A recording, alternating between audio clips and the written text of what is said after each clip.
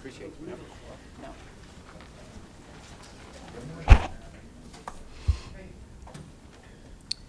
Do we have anything on the phone? We only have one right now. Or, Only one on the phone? yes. Who's on the phone? Oh, Hi, here's Dick. Yay. We're okay. Who's on the phone? Denise? Denise. Hi, Denise. Good morning. Good morning. So we're going to begin today's meeting. We have a quorum, and I want to thank everyone for attending today. Do we have any revisions to the agenda? No revisions, Madam Chair. All right, great. We do have one public comment this morning. So if we could have the Jake Smithwick come forward, please. Good morning, how are you? Fine, how are you? Good, thank you. Good. Well, thank you so much for having me today. My name is Jake Smithwick. I'm a board member of the Center for Procurement Excellence. And CPE is an international advocacy group that helps different public and private organizations improve the outcomes of their procurement practices. We provided some comments related to the best value changes you're proposing to make. And together with our partners, we've actually assisted several states in implementing best value practices, the most prominent of which being Minnesota. In light of our experiences there and in other states, I would really recommend that you have a training requirement as part of using best value practices. Because the last thing we want to do is, when we use best value, that obviously introduces other non-price criteria in the evaluation of practices. And when we do that, that can potentially introduce potential bias and other things when we go through our procurement process. So having a training in place will help different procurement agents, when they use a best value process, ensure that it adheres to a fair, open, and transparent process. So we also didn't provide specific recommendations on this, but there's a couple other things I would recommend that when agencies do use best value is to require a third-party oversight of the best value process. And again, this to ensure that it adheres to a fair and open process. There's also other recommendations that we have related to that, but the biggest thing is that a training requirement will help agency have the practical tools when we use best value. Best value is not just looking at price and other factors, it's actually a whole philosophy about how do we identify and use expertise on our projects. So in closing, I just wanted to also point out that on November 7th, we have a free training event on procurement best practices here in Baltimore. So anyone that has an interest in procurement or best practices related to construction, this would be an ideal workshop. It's an all-day event, free, no cost to attend, and that would definitely be a lot of value. So again, that kind of summarized my comments, and thank you so much. Thank you very much for the suggestions. We appreciate it. Could you send the location of where that seminar will be offered, and we'll gladly share that out to all of the LEAs. Absolutely. All right, thank you. Madam Chair, if I don't have a question, thank you for your testimony. I will say that I would agree in terms of the training component, the new Office of State Procurement, which on October 1st was consolidated on the Department of General Services, actually has that. It's a new component within the Department for Procurement. And so we have a dedicated training officer that are looking at making sure that all of our procurement officers are operating from the same That is page. So excellent. I absolutely agree on the training side. Thank you. Thank you Thank you. very much. Thank you. All right, we now have Senator Laylal on the phone. Good morning. Just want to remind our folks that are on the phone to put your phone on mute unless you are speaking, so we can mitigate any background noise. Thank you so much. All right, we have in your books on the consent agenda, approval of minutes, summary of contract awards, approval of accounting adjustments in terms of closed projects, and also approval of revisions to previously approved items. Do I have a motion to approve the consent agenda? So moved. Do we have a second? Second. All in favor, please say aye. Aye. Opposed? Abstentions? All right, we got it. Unanimous approval. Thank you. The next item, Cassandra, will you want to talk about the final adoption of the COMAR revisions, which in your book is in section 2, pages 13 through 55. Yes, Madam Chair, members, the motion you have before you is to adopt the final COMAR revisions as published in the August 16th Maryland Register. You took action on these proposed revisions at your meeting on May 9th after nearly a year of us working with the LEAs and stakeholders to make sure that the right regulatory changes were moving forward. As a reminder, these regulatory changes recodify our entire section of COMAR, moving it from Title 23 into Title 14.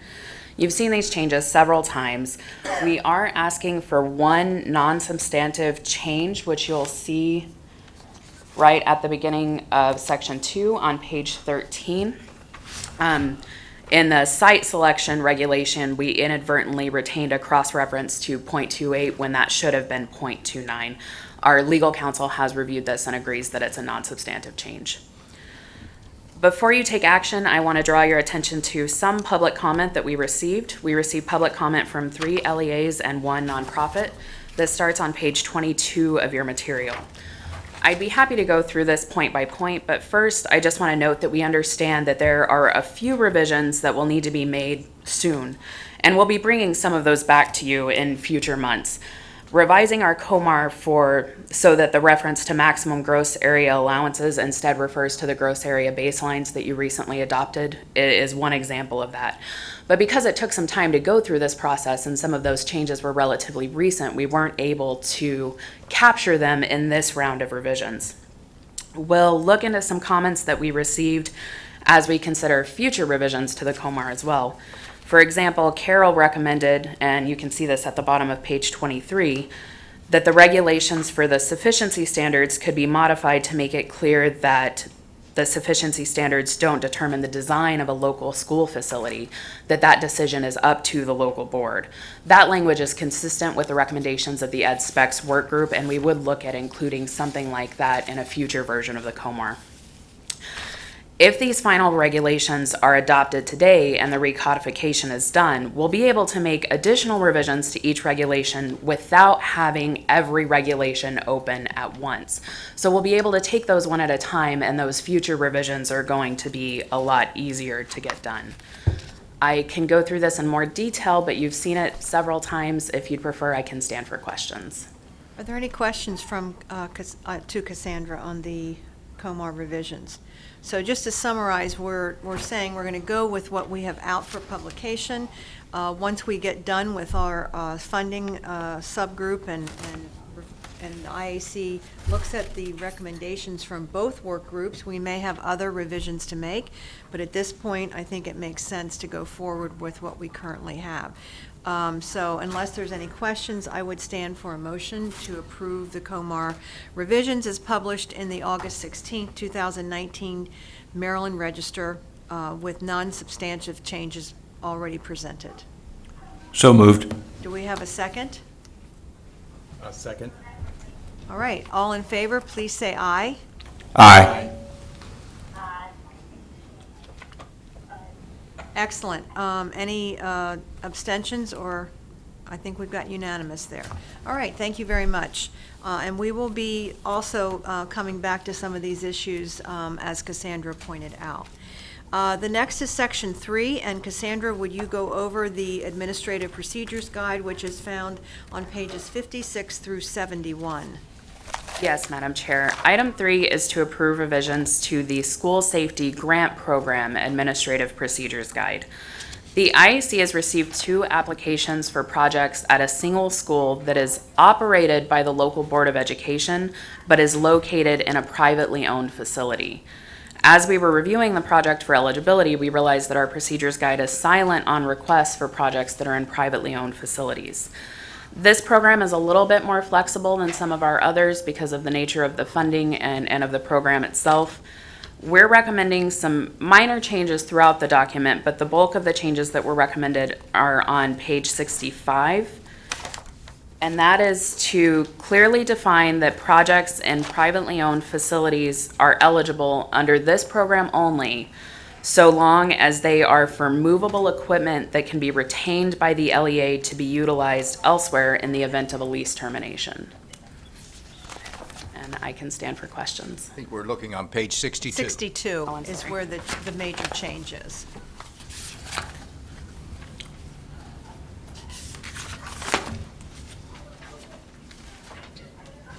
So, when you say lease facilities, are these, can you give me a specific example? The project that we have received applications for is the Baltimore Design School.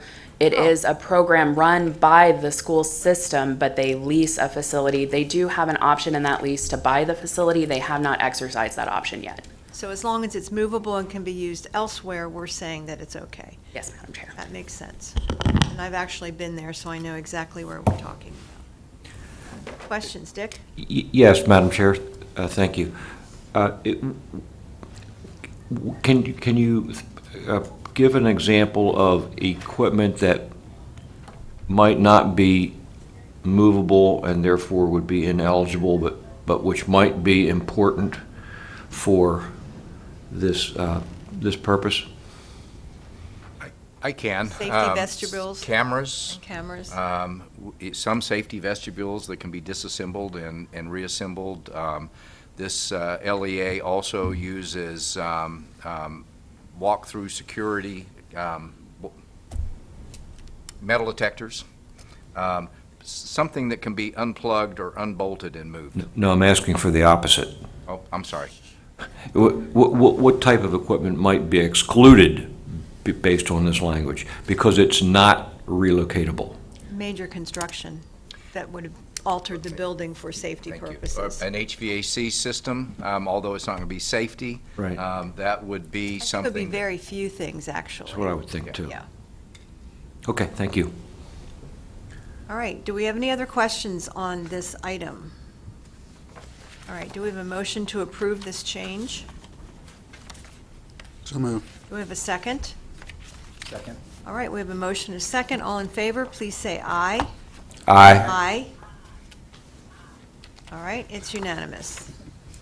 All right, now we're going to move on to Section 4, which is the Healthy School Facility Fund Allocation Amendments. And Joan is here to review this section, which is on pages 72 through 102 in your book. Good morning. Good morning. Arabia Oh, Davis good morning, is joining me. Arabia. Good morning. She's done an incredible amount of work on this, and it took an incredible amount of work. So, good morning, Commission members. Before you are recommended amendments to the Healthy School Facility Fund projects that you approved at your last meeting on September 12th.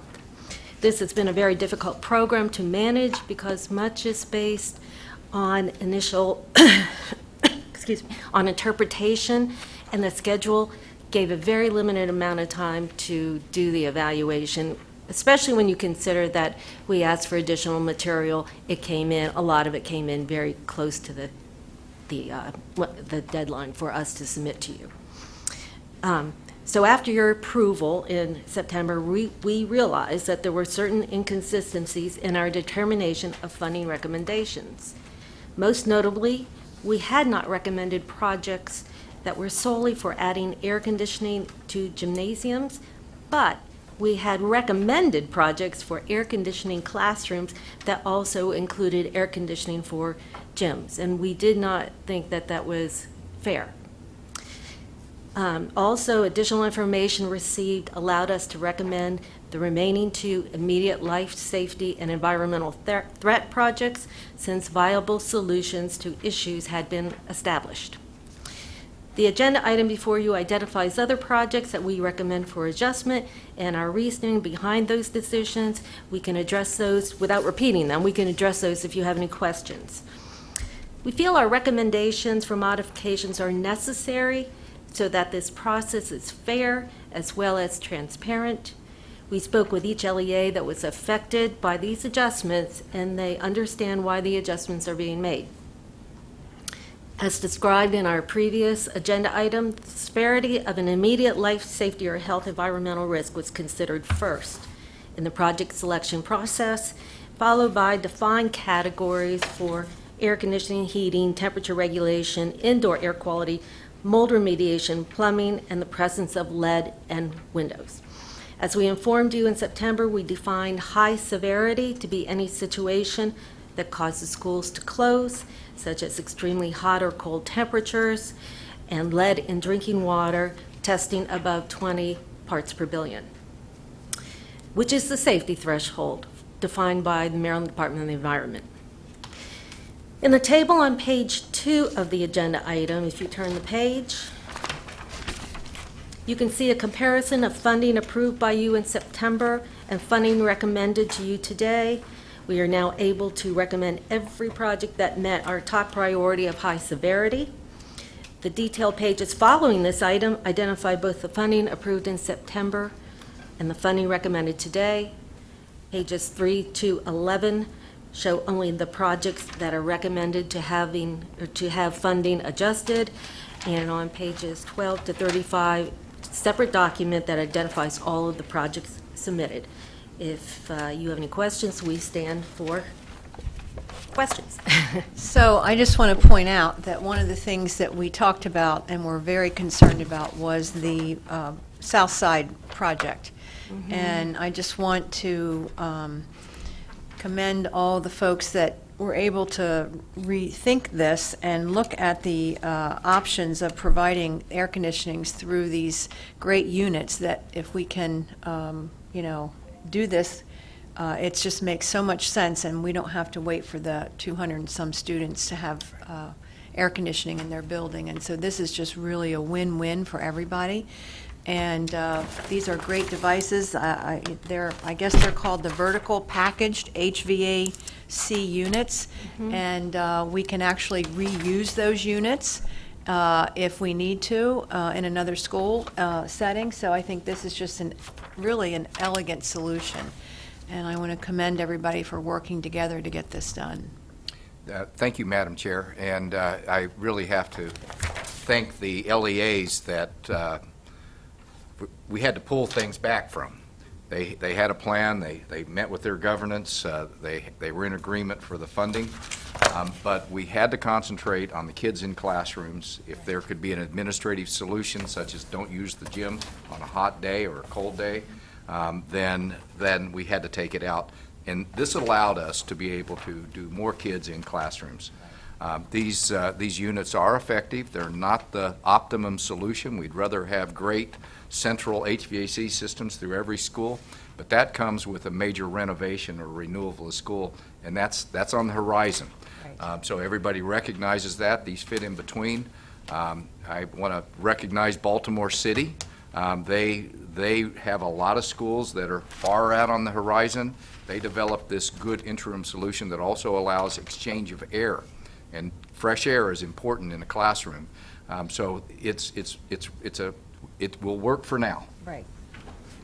And could I add Baltimore County, who we have worked That's with? right. And they have the VPUs also. Yes. Any other questions on this before we look at the motion?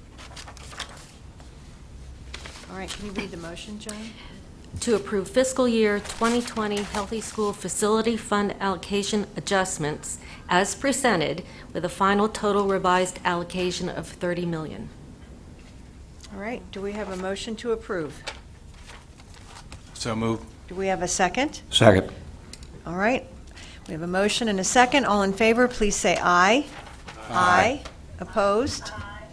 All right, motion carries unanimously. Thank you very much. Appreciate your work on this. All right, now we're going to move on to Section 5. And this is the, how do you say that? Quiz? Qualified Zone Academy Yes. Bonds, QZABs. QZABs. I'm telling you, these acronyms are just startling sometimes. So we have Shantia, who is going to go through this section, which is on page 103 of your book. Good morning. Good morning. The item being presented to you today is to approve an increase to the original allocation of an existing project under the QZED program and approve the allocation of a new project. As you may recall, the reauthorization of the QZED program was not passed by the U.S. Congress. However, there were still funds that remained. In June, we presented previously approved QZ projects that could use an increase to their original allocation. There still remains a balance of $299,894 that remains to be allocated. IAC staff worked with LEAs to determine projects that could utilize these funds. Garrett County is requesting an increase of $91,600 for a roof project at Southern High School, and Montgomery County is requesting $96,000 of the available funds for a window replacement project at Argyle Middle School. The projects have been reviewed by IAC staff and the designees and have been determined to be eligible under the requirements of the QZ program. Additional projects to utilize the remaining funds will be presented to you at a later date. At this time, I will stand for any questions. Any questions on these items? I guess my question is what are the requirements for applying for this fund? So the requirements of the QZ program, the school has to have 30% of the students enrolled in free and reduced meals program. They also have to have 2 of the educational curriculums that are identified by the Maryland State Department of Education. Okay. All right. Would you read the motion? Yes. To approve an increase to the original allocation for one existing FY 2018 Qualified Zone Academy Bond project in Garrett County, and to approve the new allocation for one FY 2018 QZ project in Montgomery County at Argyle Middle School. All right. Do we have a motion to approve? So moved. Do we have a second? Second. All right. We have a motion and a second. All in favor, please say aye. Aye. Aye. All right. We have unanimous. Thank you. Thank you very much.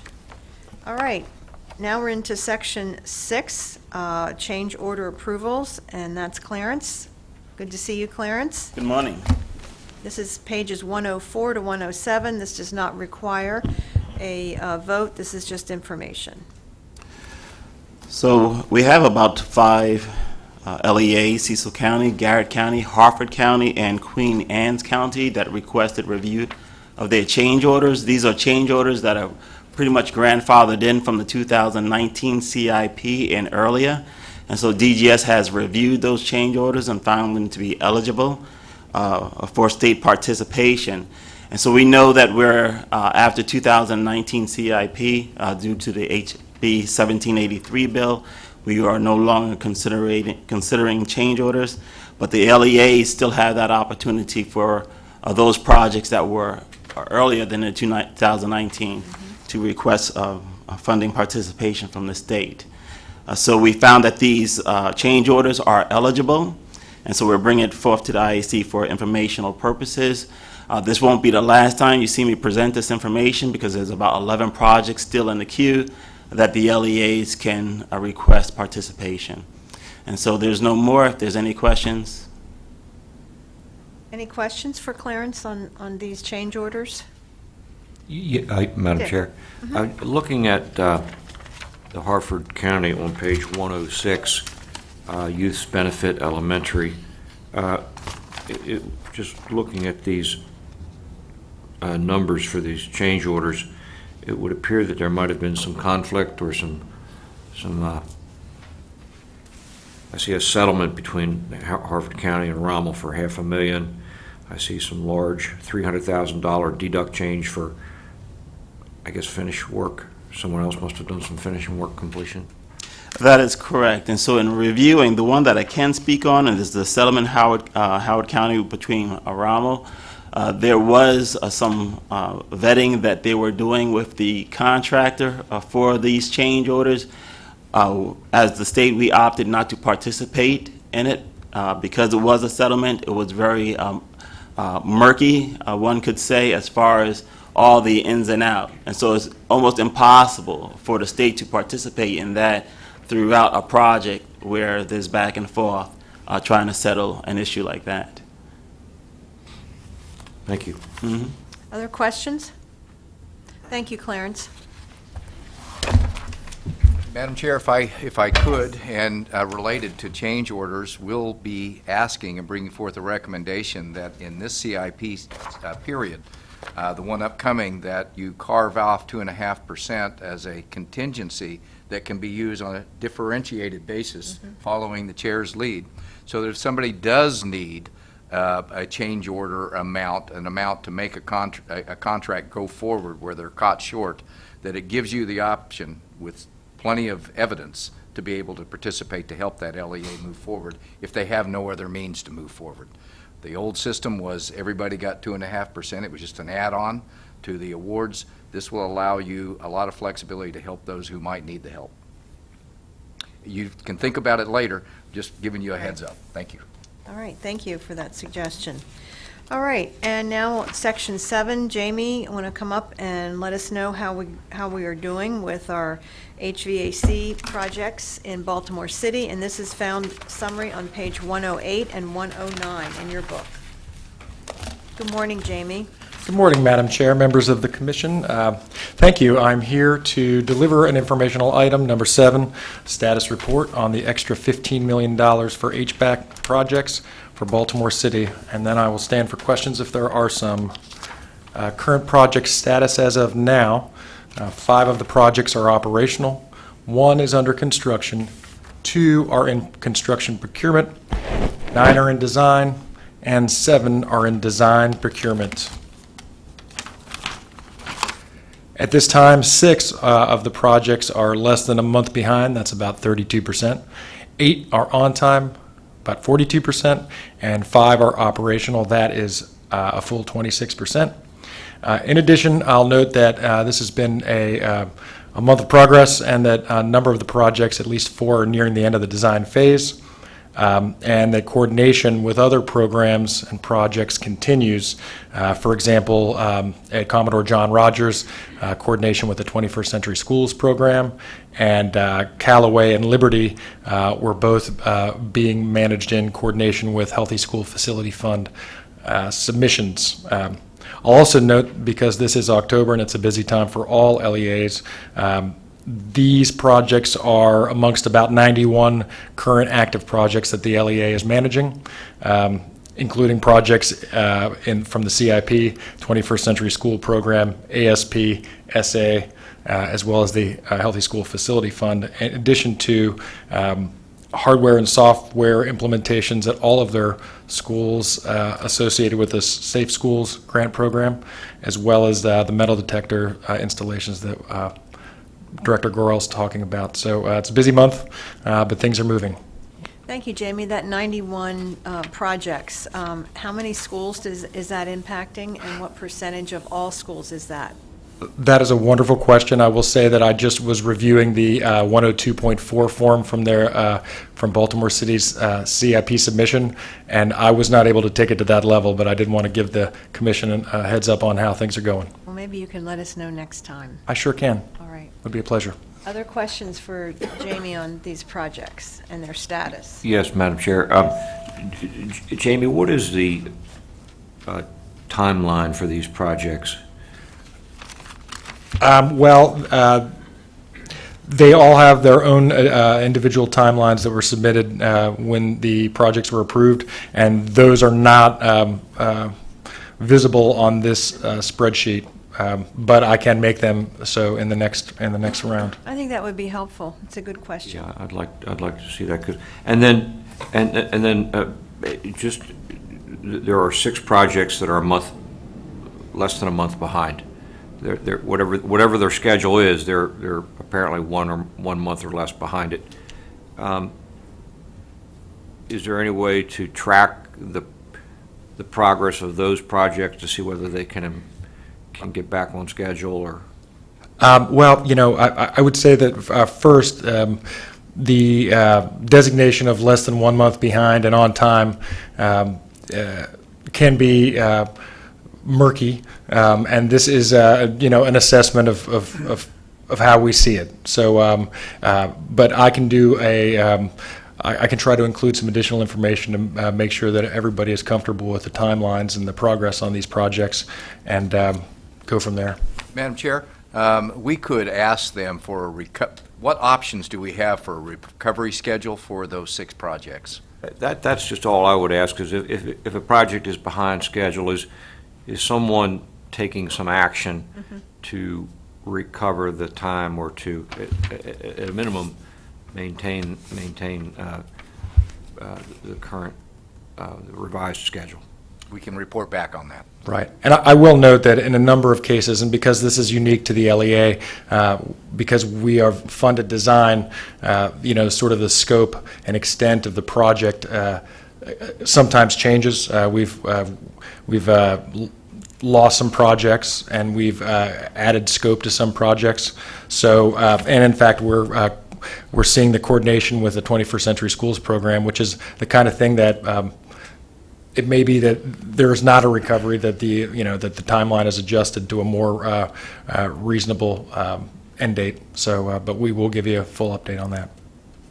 Secretary. So I agree with my colleague about at least showing the completion date. For those of us that are drill down on the detail, it gives us a indicator of whether we should move forward with another question. As, for example, the projects that are noted as behind, I would be more focused on those that are in design, because the project will likely continue to stay behind.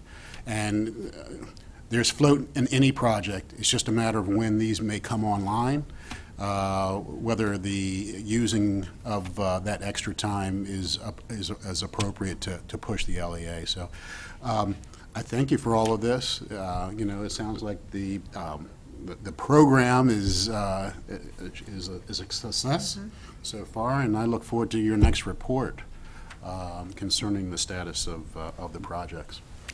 Thank you. Any other comments or questions on this item?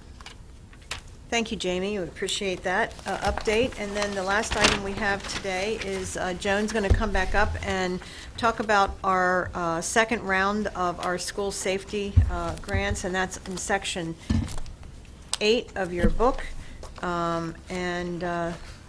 So Joan, go ahead and give us, this again is just informational. It is just informational, and it is an update to show you what we have received as of September 30th, which was our deadline for all LEAs to submit. All LEAs did submit. We have some outstanding items that we're waiting for from a couple of them. And so, if you look at the table, it shows that we reviewed or received 600 applications, including one that was canceled, and 519 projects were approved. And although the table also shows 80 applications totaling $3.84 million still in the review process or awaiting additional material, as of today, we only have 17 pending projects and roughly $400,000 remaining. So we have made great strides. The category most requested was access control systems. Excuse me. In that category are metal detectors for 30 schools in Baltimore City. And the interesting thing here is that the city has offered to provide a report after 1 year on the usage of those and installation, any problems with that, and I think that would be very good to know. So we will bring back a final report next month, and hopefully we will bring back a final report next month, and hopefully everything will be completed and all tied up. Any comments or questions? Yes, Madam Chair. The amount requested for all projects is $11,152,000. The amount allocated was $20 million. What happens to the money that's not being spent? Well, the second round was $10 million. So what really happened is that 2 LEAs requested more funding than was available for them. So this, in the end, we wanted an amount approved of $10 million. We approved the first $10 million. I believe it was in April or May. This is the second 10 million. Madam Chair, and we have been researching on the next round, which is another 20, to be able to do this all at once, because I think it's going to go smoother and it'll be easier for the LEAs to maximize their money. opportunities. Any other questions? I have been enjoying the school visits as of late. Yesterday I was in Charles County, and every one of their schools has security vestibules, and they're very well done. And every place I travel, I'm seeing great improvements in that area of security. So it's really good to see that our money is being used very well. And it's really good that they've all applied for this. Some of the larger LEAs didn't get theirs in until the very end, but I think that's because these little programs take up so much of their time, and they're also trying to get their CIPs done, and they're... It's a busy time. It's a terribly busy time, Yeah. so... Yeah, and what I also hear for good feedback for the IAC is how much the smaller counties have appreciated the baseline amount of the $200,000. I hear that over and over again from the small counties, because it allows them to do some things they could not have done if we just based everything on per pupil. So that's good feedback for us. It is. Thank you, Joan. Sure. All right, so we have come to the end of our agenda. Do we have any other items for our consideration today? Hearing none, I will entertain a motion to adjourn. So moved. Do I have a second? Second. All in favor, please say aye.